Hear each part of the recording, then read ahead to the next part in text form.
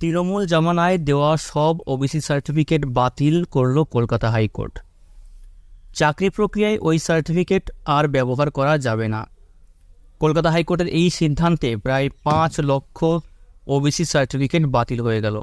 এই সিদ্ধান্তের ফলে ওবিসি সার্টিফিকেট ধারকগণ খুবই দুশ্চিন্তার মধ্যে রয়েছেন এবং তাদের মধ্যে অনেকেই বুঝতে পারছেন না যে কাদের সার্টিফিকেট বাতিল আর কাদের সার্টিফিকেট বাতিল নয়।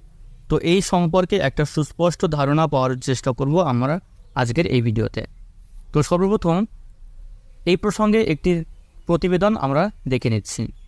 তৃণমূল জামানায় দেওয়া রাজ্যের সমস্ত ওবিসি সার্টিফিকেট বাতিল করে দিল কলকাতা হাইকোর্ট। অন্যান্য অনগ্রসর শ্রেণীভুক্তদের সংরক্ষণের সুবিধা দেওয়ার জন্য রাজ্য সরকারের তরফে যে শংসাপত্র দেওয়া হয় তাই হলো ওবিসি সার্টিফিকেট। বুধবার কলকাতা হাইকোর্ট জানিয়েছে, এই রায় ঘোষণার পর থেকেই বাতিল হওয়া শংসাপত্র আর কোনো চাকরির প্রক্রিয়ায় ব্যবহার করা যাবে না। হাইকোর্টের এই নির্দেশের ফলে বাতিল হলো প্রায় 5 লক্ষ ওবিসি সার্টিফিকেট। তবে একই সঙ্গে হাইকোর্ট জানিয়েছে যে এই সার্টিফিকেট ব্যবহারকারীরা যারা ইতিমধ্যে সুযোগ পেয়ে গিয়েছেন তাদের এই রায়ের উপর কোনো প্রভাব পড়বে না। বুধবার কলকাতা হাইকোর্ট অবশ্য নির্দিষ্ট করে তৃণমূল সরকারের কথা বলেনি।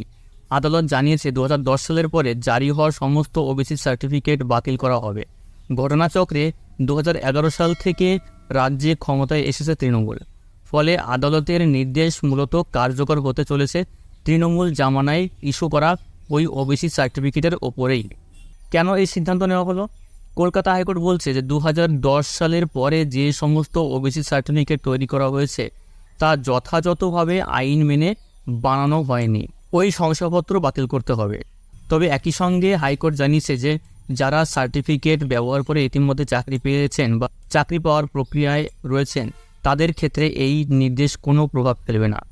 বাকিরা আর চাকরির পরীক্ষায় ওই শংসাপত্র ব্যবহার করতে পারবে না। কলকাতা হাইকোর্টের জাস্টিস তপব্রত চক্রবর্তী এবং জাস্টিস রাজাশেখর মান্থার ডিভিশন বেঞ্চ 22 মে 2024 তারিখে এই ওবিসি সার্টিফিকেট সংক্রান্ত মামলার রায় ঘোষণা করেন। এই হলো সেই কোর্টের অর্ডার কপি।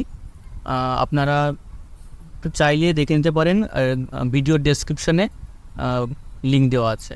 এই অর্ডার কপিতে বলা হয়েছে যে West Bengal backward class commission act 1993 অনুযায়ী নতুন করে ওবিসি তালিকা প্রস্তুত করতে হবে এবং সেই তালিকা বিধানসভায় পেশ করে চূড়ান্ত অনুমোদন নিতে হবে। 2010 সালের আগে যে সমস্ত জনগোষ্ঠীগুলিকে ওবিসি শ্রেণীভুক্ত করা হয়েছিল তারা সবাই বৈধ এবং এর পরবর্তীতে যাদের নাম ইনক্লুড করা হয়েছিল বা যে সমস্ত জনসম্প্রদায়কে ওবিসি তালিকাভুক্ত করা হয়েছিল সেগুলো অবৈধ। এবার আমরা দেখে নেব যে কোন কোন শ্রেণীভুক্ত জনসম্প্রদায় ওবিসি তালিকা থেকে বাদ পড়লেন এবং কাদের ওবিসি সার্টিফিকেট বৈধ। এই যে লিস্ট আপনারা দেখতে পাচ্ছেন এটা সম্পূর্ণ ওবিসি তালিকাভুক্ত জনসম্প্রদায়ের লিস্ট, যেখানে মোট 180টি জনসম্প্রদায়কে অন্তর্ভুক্ত করা হয়েছে ওবিসি হিসেবে।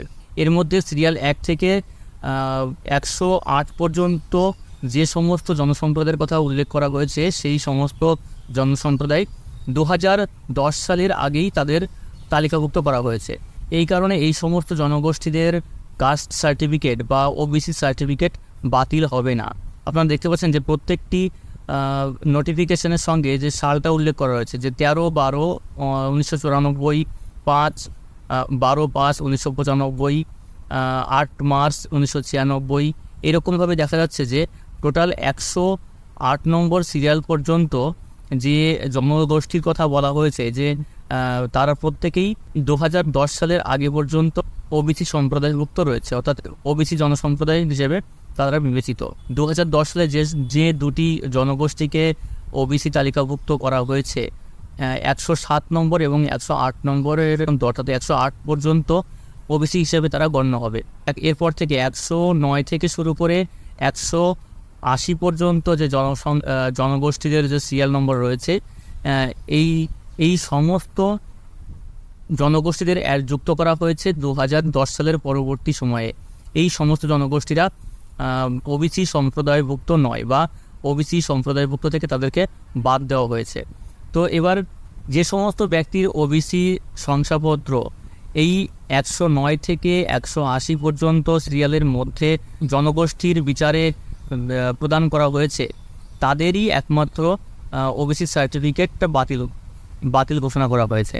অন্যদিকে যে সমস্ত জনগোষ্ঠী এই 108টি সিরিয়ালের মধ্যে অবস্থান করছে, তারা যদি 2011 সালের পরেও ওবিসি সার্টিফিকেট পেয়ে থাকেন, তাদের সার্টিফিকেটও কিন্তু এখানে বৈধ বলেই ধরা হবে।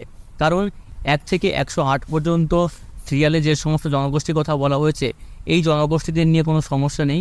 এই জনগোষ্ঠীদের মধ্যে যদি কেউ 2011 সালের পরেও কাস্ট সার্টিফিকেট বা ওবিসি সার্টিফিকেট পেয়ে থাকেন, তাহলেও তাদের সার্টিফিকেটটি সম্পূর্ণ বৈধ। শুধুমাত্র 2010 সালের পরবর্তীতে যে সমস্ত জনসম্প্রদায়কে কোনোরকম নিয়ম না মেনে রাজ্য সরকার ওবিসি সম্প্রদায়ভুক্ত করেছে, সেই সমস্ত জনগোষ্ঠীদের ওবিসি সার্টিফিকেট বাতিল হবে।